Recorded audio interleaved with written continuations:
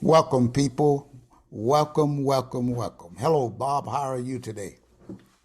I'm doing fine, Mac. How are you? I just want to welcome people and thank them for tuning in to the Mac commentary today. Today, we're going to talk, Bob, about a little bit about the reparations that came through in Evanston, Illinois.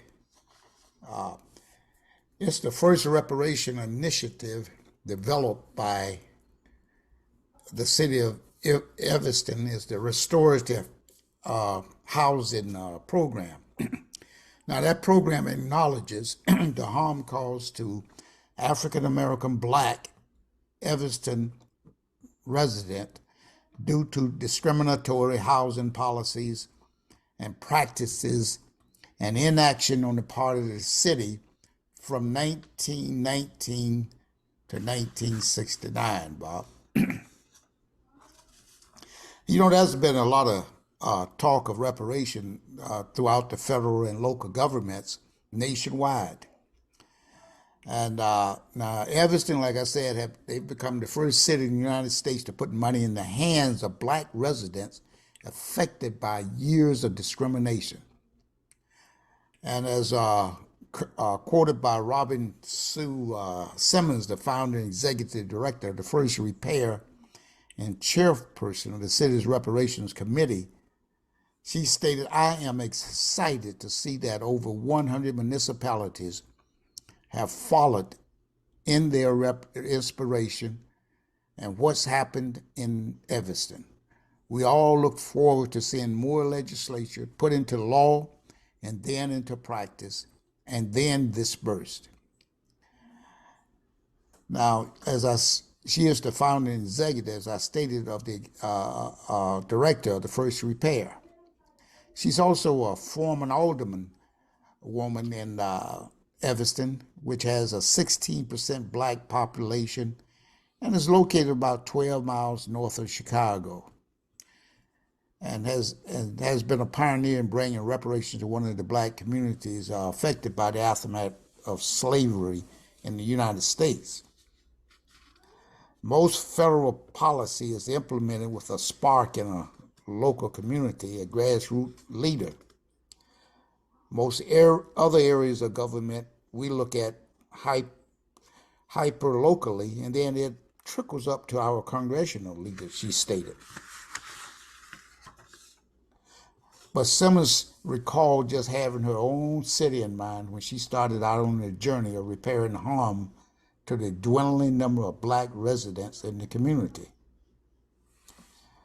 So the city now will go through the process of putting funds back into the hands of its Black citizens. They did something like a lottery, Bob. Only about 16 so far have gotten that particular. Will be getting it initially, I understand. But Bob, there's been a lot of kickback on this here from the community. And I'm going to just read a few of the things that people have said. One person wrote, say, "I'm a Democrat and I totally disagree with this, period. No one deserves to be financially reimbursed for things that happened to their great-great-grandparents, especially when it comes at the expense of the taxpayers." And then somebody replied to that, particularly great-great-grandparents who lived in another part of the country and then moved to Evanston after the war. Evanston wasn't even incorporated until 1863. And I think I stated earlier, I said this is for the discriminatory housing practices, policies and practices, and inaction on the part of the city from 1919 to 1969. But you can see how some of these people are stating, like one person stated, a lot of other races and nationalities were also enslaved here in the past. You don't see us looking for a handout for something that didn't happen directly to us. We appreciate what they went through for us, and we give thanks for bettering ourselves and feeling blessed for what they went through. I mean, that's just some gobbledygook talk right there, Bob. I mean, it shows the ignorance of the community of these people who would write something like this. As if he thank you, he want to thank you, but he don't want to give you anything. He took everything away from you, but yet he doesn't want to give anything back to you. But anyway, Bob, we're going to stay focused here. Let's listen to this video here for a second or two. It's been years in the making. Evanston selecting this morning its first group of recipients for its reparations housing program. Former Alderman Robin Rue Simmons drew the number of the first recipient. A moving moment for Simmons. She led the push for reparations in the city. We cannot erase our history of anti-Black laws and culture, but we can repair it. More than 600 people applied for the housing program, according to city officials. But initially, only 16 eligible Black residents are going to receive $25,000 to be used for home down payments, mortgage payments, or home repairs. The nonprofit, the Community Partners for Affordable Housing, will be facilitating the payments and providing free housing counseling services for those selected. We're just as excited as can be because we've waited a long time for this to happen. The City Council voted in 2019 to create the Reparations Fund using revenue from legal marijuana sales.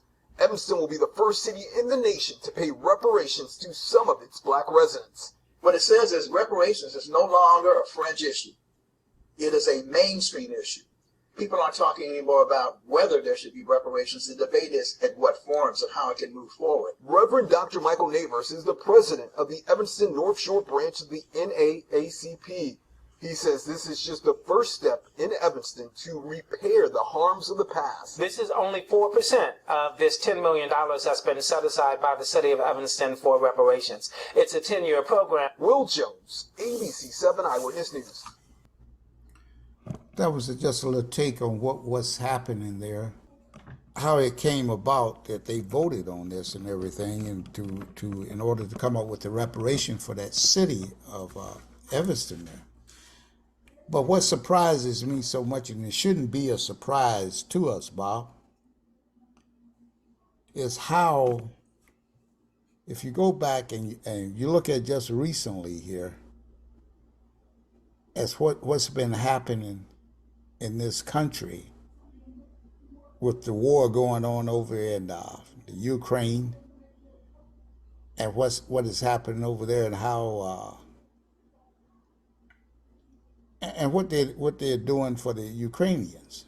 President Joe Biden is committed to welcoming 100,000 Ukrainians who fled the war there to find their way here to the United States. There are viral videos like this one questioning that commitment. President Biden has made it legal for Ukrainian immigrants to get SSI checks. Our viewers asked us to verify if Ukrainians here in the United States are receiving benefits like Social Security. Let's check.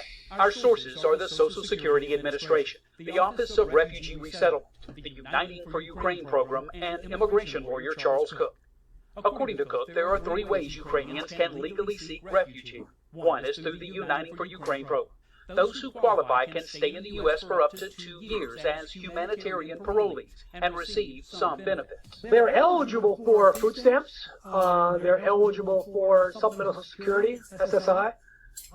They're eligible for insurance, Medicare. The Social Security Administration says that certain Ukrainians in the U.S. may be eligible for SSI benefits. The Office of Refugee Resettlement confirms humanitarian parolees may also be eligible for assistance through existing programs, like the Temporary Assistance for Needy Families, health care through Medicaid, and food through SNAP. No, they're not lifetime on the taxpayer dole. This is basically helping refugees who couldn't help themselves. So we can verify it's true. Some Ukrainians who have arrived in the United States since Russia's invasion of their country may apply and could qualify for benefits like supplemental Social Security for a limited amount of time. Ukrainians, my understanding, they qualify for Social Security, SSI. I don't see anybody over here jumping up and down saying they shouldn't get that. And look how much money. We've sent billions and billions of dollars in arms and help run that country over there. for the Ukrainians. And what has the Ukrainians ever done for this country? When you start talking about what people have done, what has the blacks done for this country? They don't want to point that out, Bob. They don't want to recognize that what the blacks have done.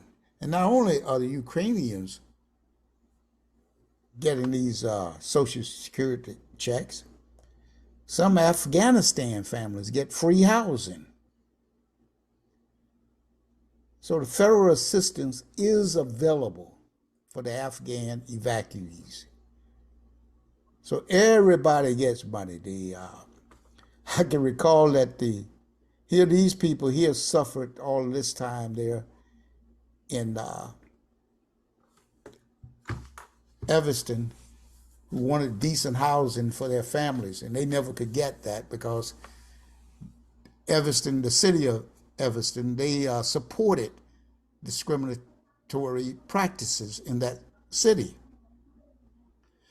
But here, the Ukrainians come over here and they are eligible for housing benefits, pension credit, personal independence payment, child disability living allowance, and careers allowance, and attendance allowance. I mean, they are getting so many things in this country, Bob, in which we have never been repaired for our ancestors' slavery and for our missing out on inheritances that they could not leave back to us because they never had anything to leave. And they're getting upset because they've had this white privilege and these things all their lives. And I remember when the first black president, he made the statement that they were going to give $12 million to the Holocaust victims that lived in the United States so they could die with dignity. How many people, slaves, have we seen die with slaves or slave descendants we've seen die with dignity? How many have died without any dignity?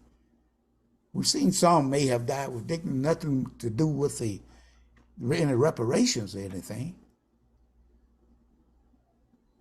And just take the 3 people who lived through the Tulsa, Oklahoma, who still surviving from that Tulsa, Oklahoma massacre of 1921. Nobody's talking about them dying with dignity. The judge in that state, there in that Oklahoma court, dismissed their case last Friday. Although they are going to appeal it, but it should not have been dismissed in the first place. But nobody jumping up and down saying that, oh, they should be dying with dignity. I didn't hear Joe Biden come out and say anything like that, like Obama, the first black president, said for the Jewish Holocaust victims. How do you look at this, Bob? Well,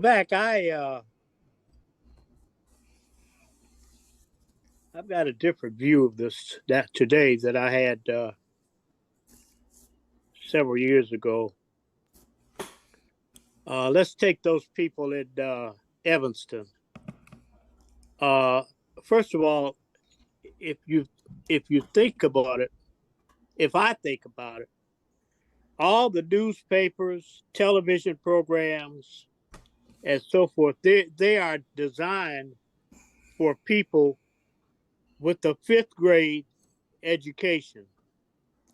That means that they're designed for people who have dropped out of school or only went to the 5th grade. That's the way they're written. The New York Times, the Washington Post, the Economic Times, whatever newspaper or magazine you read is written for a person with a fifth grade education. And when you hear the comments from those people in Evanston, you understand why. Because most of these people are fifth grade educated type of individuals. Many of them have gone on to college. Their offsprings have gone on to college, and but I'm talking about the majority. I'm talking about the 300 million. They're written for ignorant people, and you could hear it in those comments. Now, that's the first point I'd like to make. Then, secondly, we as a nation, or America as a nation, and I every now and then I make that slip and say we, because I'm still not sure if I'm truly an American based upon the way that I can see the way I get treated as a black man or as a Negroid. We as a nation speak with a forked tongue. The red man told us that years ago. You say one thing, but you do something else.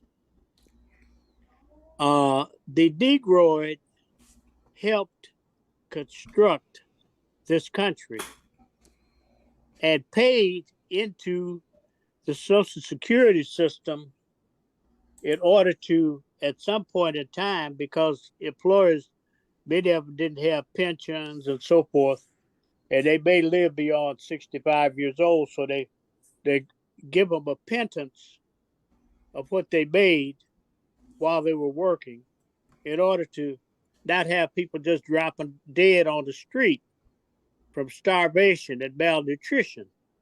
That's what Social Security is about. It's not about to lift you into the middle class. It's about to keep you from dying so that there's not bodies strewn all over these streets in America.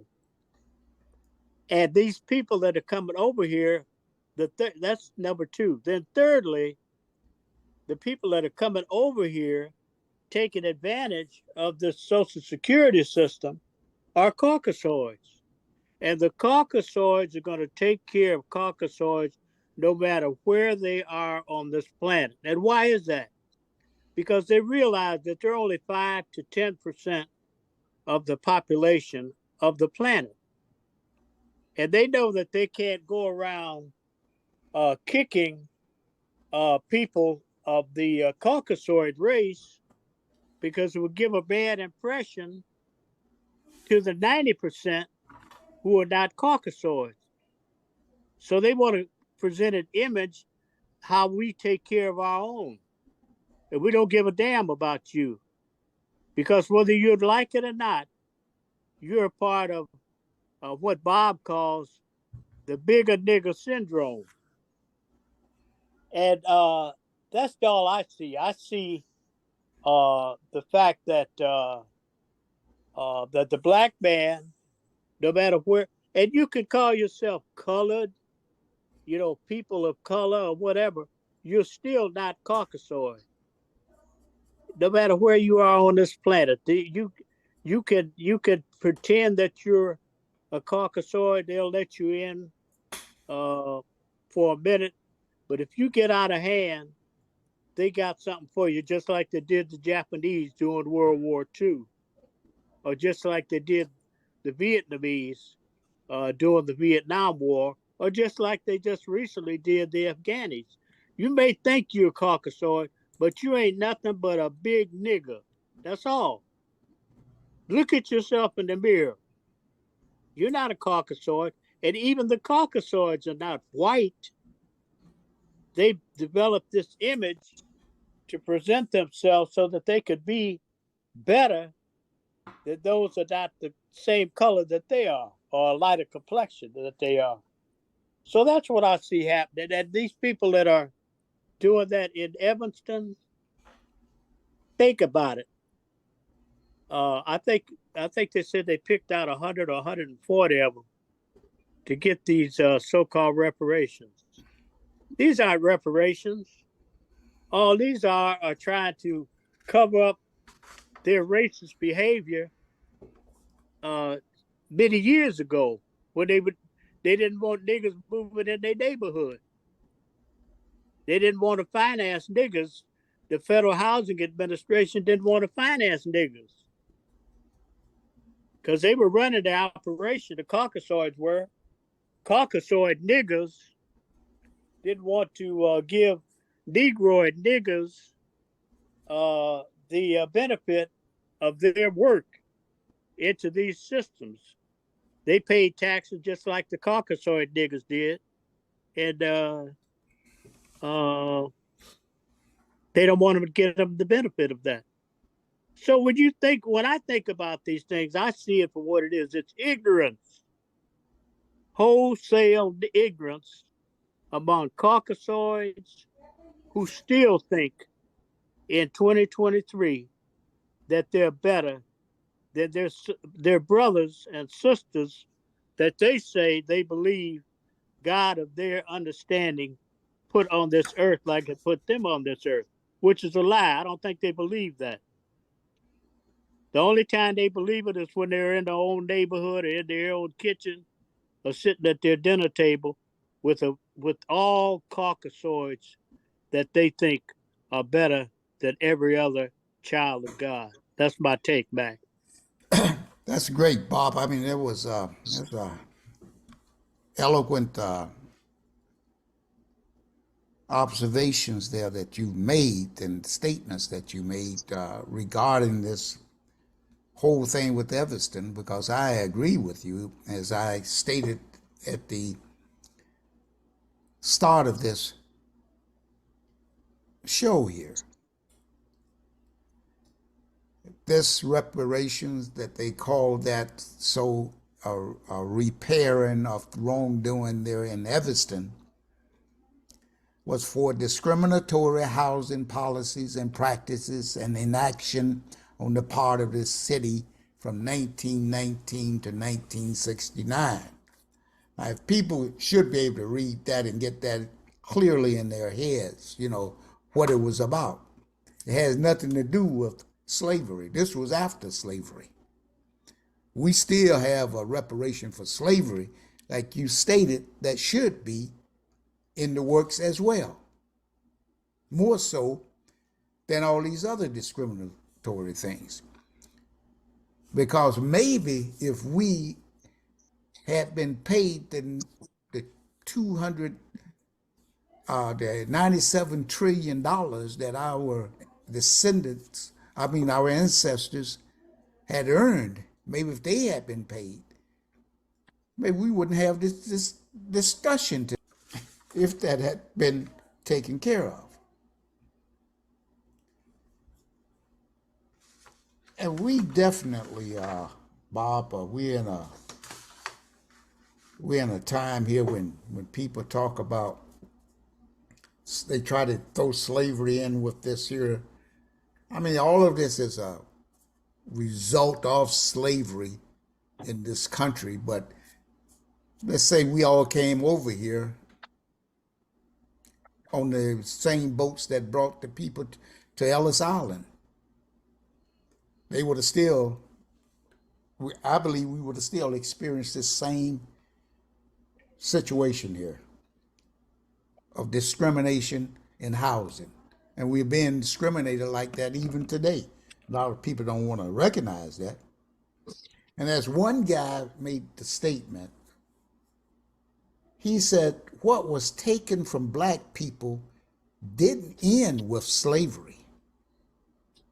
The next 100 years, during the greatest period of wealth gained in this country, blacks were systemically left out of that. And when they were able to break through, would have it taken away like they did in Tulsa, Oklahoma, and other cities, Wilmington, North Carolina, Atlanta, Georgia, and other cities throughout the United States. So These people, like you say, Bob, it's ignorance.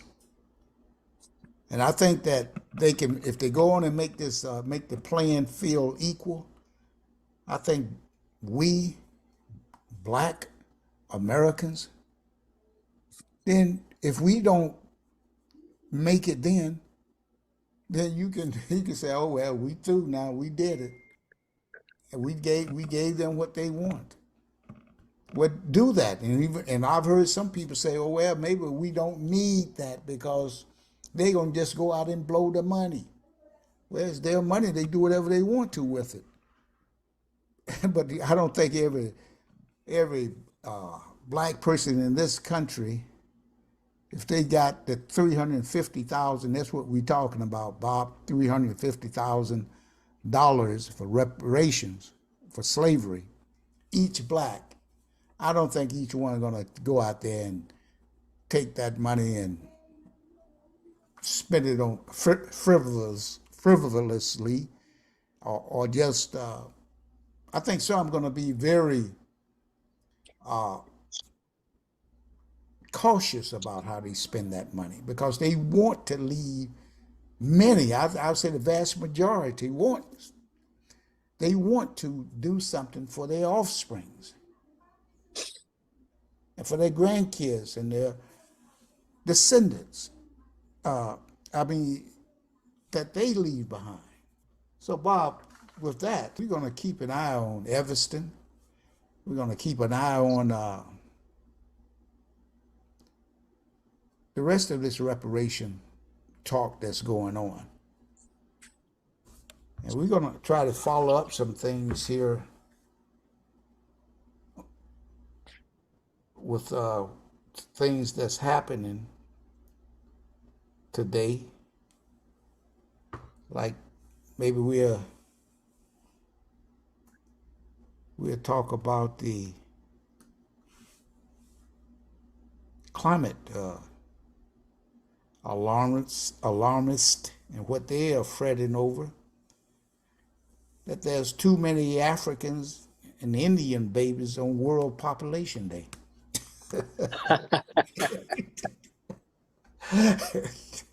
But that's for another video, Bob, and I think we'll get into that in more detail. I say, what are they talking about here? You know, I guess. Well,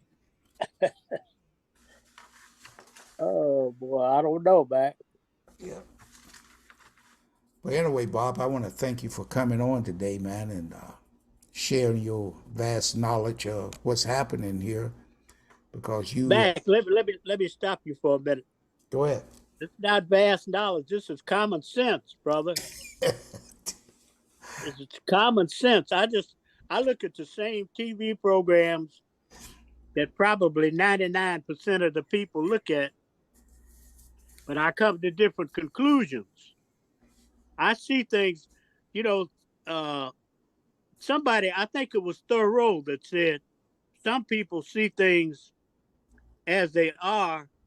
I mean, some people see things and wonder.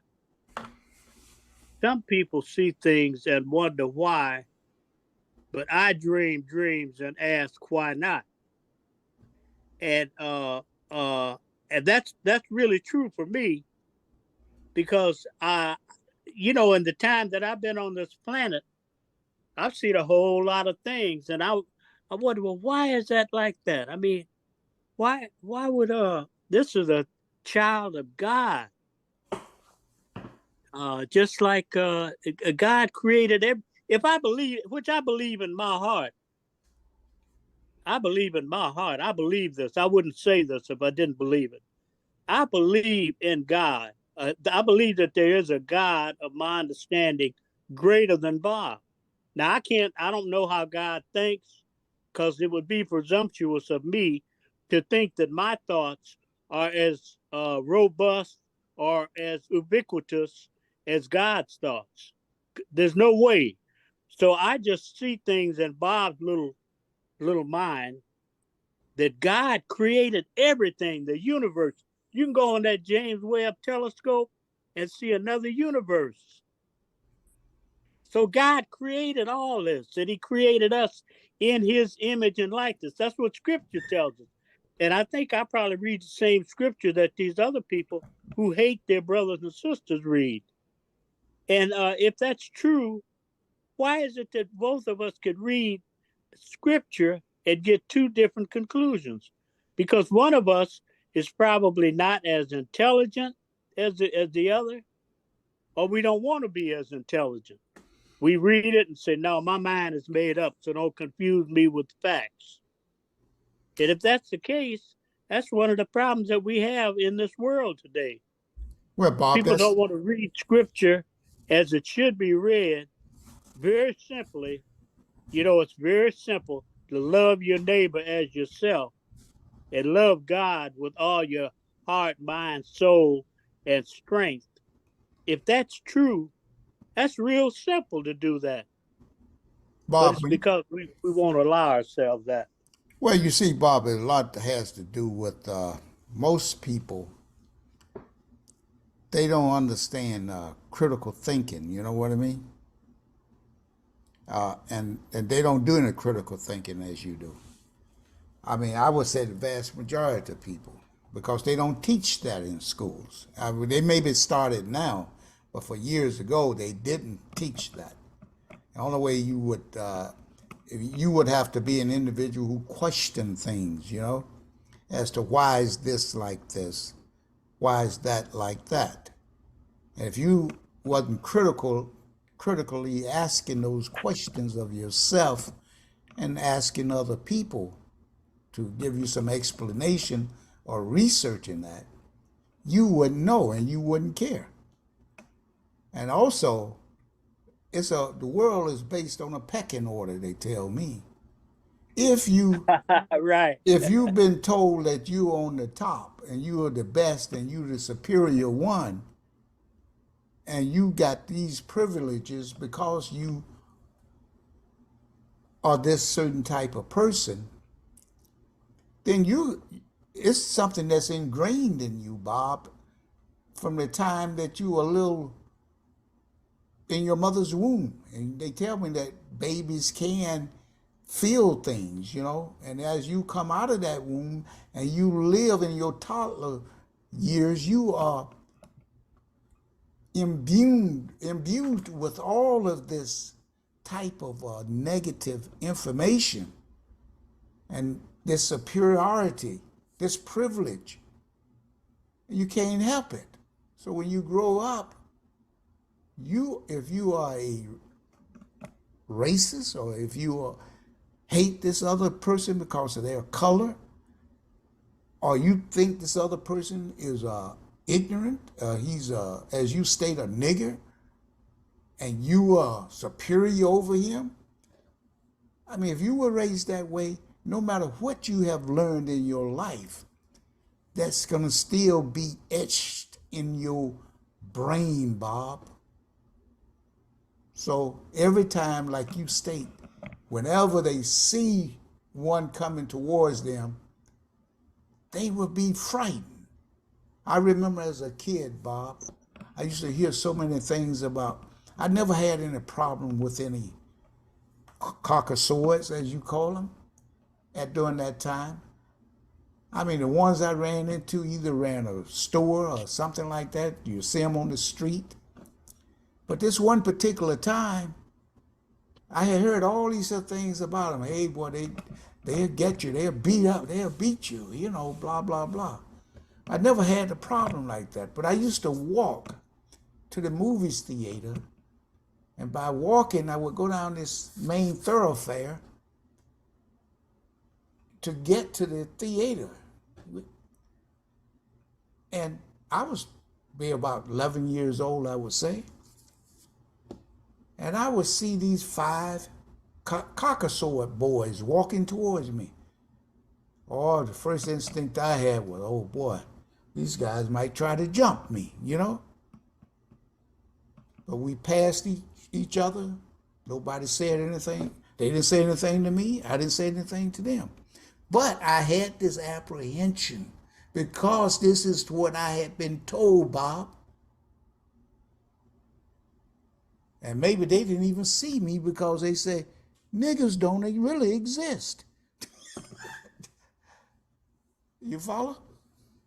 Oh, I follow completely. Yes. So they didn't even see me because they had And no. that's true today. That's true today in 2023. Now, I don't know what year you're talking about, but let's just say that was 40 years ago. It was. That would have been 1983, right? Oh, it's probably 50 years ago, Bob. 63. Yeah. So, but that's true today. Black people, Negroids, don't really exist, because if they existed and the children of God saw their brothers and sisters out here languishing because they live in a system that relegates them to 70% or 64% really of a wealth gap, they would want them to get that $350,000 to try to close that gap. But they don't want that. They say, oh, no, those niggas don't deserve nothing, man. Damn what their relatives did. They ain't doing shit but taking up space, and we got to get rid of them. How are we going to get rid of them? Through Planned Parenthood. They've killed over 4 million black babies over the last several years, and continue to kill us. And they, so it's a sad commentary, but we have to see it for what it is, talk about it for what it is, and not be afraid to say it today. That's true, Bob, and that's the key right there. You have to put it out there. If you can't talk about it, there's not going to be any solution. And I think that blacks should talk more about it amongst themselves, and I think if they focus more on the educational part of who we are and what we deserve in this country, and pull together, we could achieve a lot, Bob. But as long as we have these diverse groups out here that say that we don't need any reparations, we don't need any better housing, because they already got all of that, then then the ones that's down, they're not going to be uplifted, Bob. That's right. And so, and we've got groups like that, Bob, and I think some of them have been paid off for that. And then, like we talked about once before, why is it that they come around and try to garner the support of the black community when they become the bigger nigger, but they start to get recognized in the fact that they are what they are. Right. And yet they don't try to do anything after they get straightened out there. You called me the other day and you talked about this guy, Ice Cube, who you saw his show, his Big Three on the national TV. I sure did, and I was surprised, Matt, because I knew nothing about the Big Three. I was looking for the golf match on CBS, and it just happened that the Big Three comes on the hour before the golf match starts. So when I saw that, I had to call you up, because I said, damn, because I thought that the Big Three was kind of like a recreational basketball league. No, that's big money, man. Well, the point that I'm making there, Bob, now that he's gotten the blessing, he went out there and all the blacks hoops and hollering and say, hey, give that Cube what he needs, don't hold nothing back from him. Now that they've done that, he's out there, and as you stated, he's walking around in the stands there laughing and smoking his cigar or whatever, and everything is going so great. But he ain't gonna think nothing else about those sisters and those brothers in the community who's out there saying he shouldn't be treated that way, Right. And this is what I'm talking about. There's no looking back to lift up the other ones. What they are doing, they're trying to run and join the boule, or Jack and Jills or whatever else they got out there, Bob, that's set them apart from the other blacks in this country. Right, right. Because they think that they're going to get the same treatment that the Caucasoid gives himself, that the Caucasoid is going to give that treatment to them. In fact, that's never going to happen. And I say never, capital N, capital E, capital B, capital E, capital R. Never going to happen. No, no, no. That's why right now the best thing that blacks can do is try to help the Africans build the countries over there and become a United States of Africa. That's the best thing that black Americans can do, not only for themselves in this country, but for the Africans over there to do what they can to help over there, because until Africa becomes a continent that can be reckoned with, we're always going to be like we are today, Bob. Like, In look fact, how there's one addition that I would like to add to that suggestion, and I think it's an excellent suggestion, and that is this. I would like to see the Negroid in America becomes more strongly bound and tied up with the Chinese, because the Chinese is trying to do for Africa what these Caucasoids never intended to have done. They want to keep Africa divided. They don't want to see the 54 United States of Africa. I think the Chinese would be supportive of that. well, you see, you take China at one time, how they were back 30, 40 years ago. China was just another shithole country, as Trump called the African countries over there, you know? That's right. But look, so China recognized where it was. The Africans recognized where China was. And that's why they are working with the Chinese people. So, Bob, we're going to talk. We're going to get back into something else. Next time I'm going to bring up on the next show. We're going to talk about the Seminoles Indian tribe. All right. Okay, I'll do a little research. All right, and then and maybe that'll be another type of template that the Black Americans can follow as well. You know. Yes. Especially once we get our reparations. Yes, absolutely. I'm waiting for my $350,000 check, Yeah. even though I don't think it'll ever arrive, but I'm gonna keep waiting. Well, just continue to support Representative Cori Bush and her support Yes. and her other sponsors, and Yes. continue to try to get your other representatives to support her as well. You got 60 congressional people in the Black Caucus. Why don't we have 60? I think it's somewhere around 60 supporting Cori Bush with the Right. What is it, Bob? H.RS. H.RS 414, and you're absolutely right, Mac.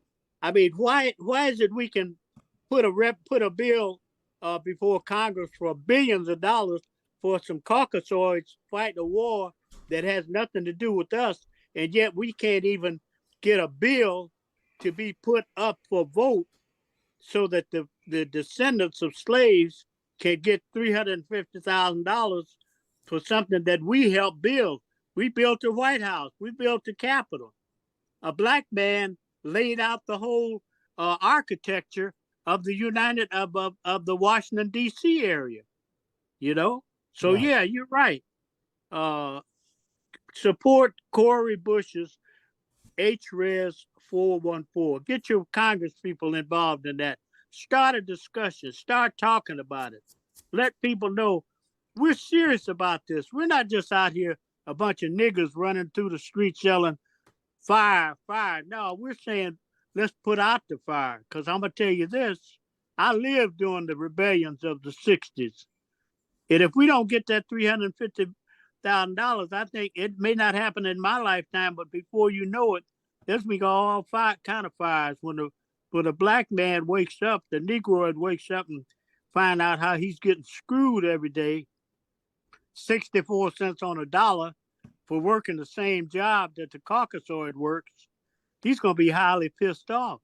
And you haven't seen a black man like Nat Turner until he figures out how he's gotten screwed. So yeah, let's God bless America, Mac, and God bless everyone else. I'm getting ready to go to Bible study so I can learn more about my God and my understanding, brother. All right, Bob, thanks a lot. I appreciate you coming on, and have a blessed day, and God bless you.